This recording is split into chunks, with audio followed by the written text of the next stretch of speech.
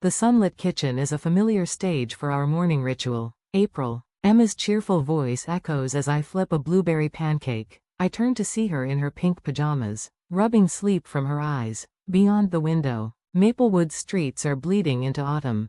My favorite, she chirps, her smile a bright spot in the hectic morning. On the table, Michael's coffee cup sits untouched. His absences have become a pattern lately, important projects, he says, but the shadow in his eyes and the late-night returns tell a different story.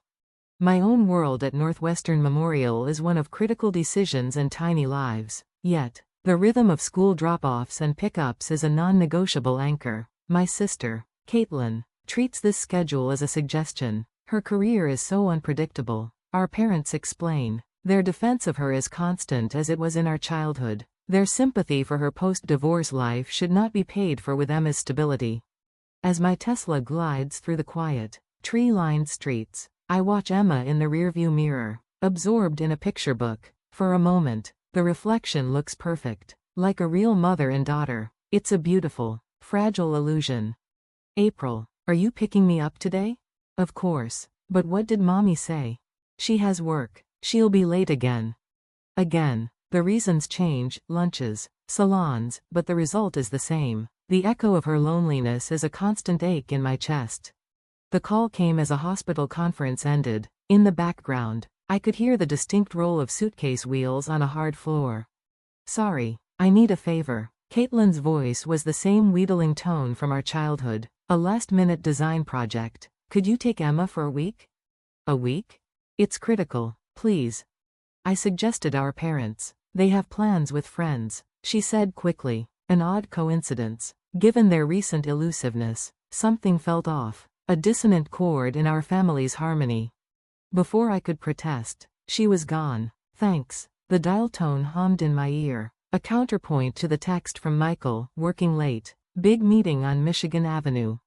A deep unease settled over me, deepening with the autumn twilight. But Emma's smile was a powerful antidote to doubt. I convinced myself it would be just another ordinary week. I was wrong. On the third morning, a leaden sky pressed down on Chicago. A cold wind rattled the windows. Over breakfast, Emma looked up from her cereal, her eyes wide. Are we going to Disneyland today? The question, so innocent, made me set my coffee down. The coffee I'd made too sweet suddenly tasted of ash. Disneyland? You have daycare. Why would you ask that? Mommy said she'll take me soon. Daddy, Grandma, and Grandpa are coming, too. It's a secret, but I told you. In that instant, a glacier formed in my veins. Michael's late nights, my parents' silent phones, the convenient excuses about busy schedules and faulty smartphones, the pieces, once scattered, now clicked together with terrifying precision. At the hospital, anxiety was a live wire under my skin. Between surgeries, I checked my phone, nothing. Only another terse message from Michael, in a meeting. The call came in the afternoon. A Chicago police badge flashed on my screen. My hand trembled as I answered. Mrs. Watson? April Watson? Yes, I'm sorry to inform you, there's been an accident. The fluorescent lights in the changing room buzzed, suddenly harsh. Your sister, Caitlin Brown, your husband, Michael Watson, and your parents were in a vehicle on the interstate in Indiana. They've been transported to a trauma center. All are conscious. Indiana, the word echoed. Work trip, brunch plans, business meeting. The lies converged on a single stretch of highway. My voice shook as I took down the address. I explained the situation to Sarah, the head nurse. Go, she said, her kindness undoing my composure. I'll handle everything here. The 3-hour drive to Indiana was a blur of rain and wiper blades. Emma slept in the back, oblivious. In the trauma center's sterile halls, the familiar smell of disinfectant felt alien, heavy with betrayal. My parents had minor injuries. Michael was under observation, but it was in my sister's room that the final truth awaited. She lay bandaged, her eyes pools of guilt and regret. April, she whispered, wincing as the IV tugged at her arm. Michael and I, for 2 years. I'm so sorry. The air left the room. The Christmas party 2 years ago flashed in my mind, the two of them, talking intently in the kitchen. A memory I had dismissed now sharpened into focus. He was just someone to talk to after the divorce, she pleaded. But then, he said he felt real love with me. Real love? The words were ice. What about Emma? Did you think of her? Silence. Only the steady drip of the IV answered.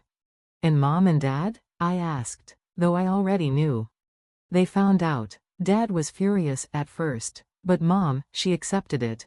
Her voice faded. From the hallway, the squeak of a wheelchair sounded like a verdict. The new family, shattered before their secret trip could even begin, was now laid bare in the cold, unforgiving light of the hospital. The only sounds were the quiet creak of the night shift and the distant, muffled footsteps of the nurses. That's enough. My voice was a blade, cutting her off. I didn't need the sordid details. The twisted truth was now perfectly clear. My parents' strange protectiveness, Michael's manufactured kindness, the slow abdication of their duties, all of it was scaffolding built to support this lie. Sis, please, forgive me. Don't. Not another word.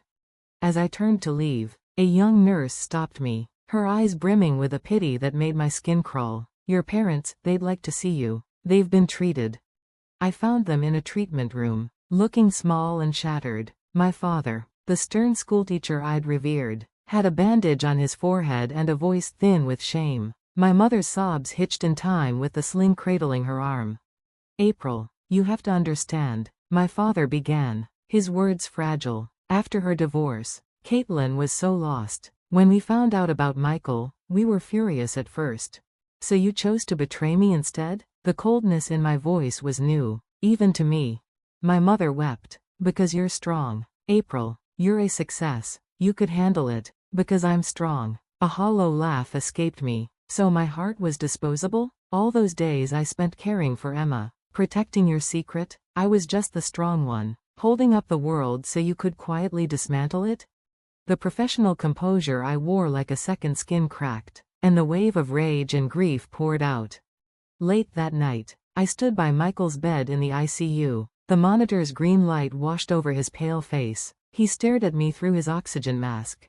April, let me explain. About Caitlin, there's nothing to explain. My voice was flat. I focused on the clinical facts, his pulse, his blood pressure, using my medical training as a shield against the crumbling of my world. We can start over. For Emma. For our family. For Emma? I met his gaze, letting him see the wreckage. You were building a new family and planned a trip to Disneyland without me. Don't you dare use her name now. I left the room and pulled out my phone. The number for Chicago's top divorce lawyer was already saved. Next, I dialed my father-in-law, George Watson. The stern construction magnate who had funded our life deserved to hear how his son had broken it. A week later, I stood in the Maplewood house for the last time. The familiar space felt like a museum of a life that had never been real. On the wall hung last year's Christmas photo, a perfect, smiling lie. I took it down and placed it in a cardboard box, a relic to be buried. Mrs. Watson, when shall we schedule the movers? The real estate agent, Jennifer, waited by the door. Our new home, a high-rise a stone's throw from the hospital, promised freedom from these ghosts. This weekend, I said, my voice firm. As I stood in the kitchen, her voice came from the doorway. April? You don't have permission to be here, I said, turning to see Caitlin hovering like a chastised child. It's about Emma. I've started a parenting program, and counseling. And? Please, let me try again with her. Try again? The cynicism in my smile was sharp enough to cut. After a 2-year affair with my husband? Before she could answer, my father-in-law arrived, his face etched with a week's worth of fatigue. April, we need to talk. He sat heavily on the oak sofa and laid out the consequences. Michael was being demoted and transferred to Detroit. Then, he made his offer. I will provide for you and Emma. It is my responsibility for my son's sins. Thank you, I said, but don't hold back on my account. My phone rang then. It was Sarah Cohen, the divorce lawyer. Caitlin is willing to compromise on custody, she said. Weekend visits only. She'll also formally acknowledge her history of neglect. Sarah paused. There is one condition. She wants Emma's wishes to be considered. I closed my eyes. To ask a 3-year-old to choose her family felt like a fresh cruelty, but perhaps it was a necessary one. I understand. I'll speak with her. When I hung up, Caitlin was crying. I won't run anymore. I'll face this. So you say. The doorbell rang. A welcome interruption. It was Sarah from the hospital, bearing food and a revised on-call schedule built around Emma's life. Her simple, unwavering kindness finally brought the tears to my eyes. Thank you, I manage. The words thick with emotion. Really?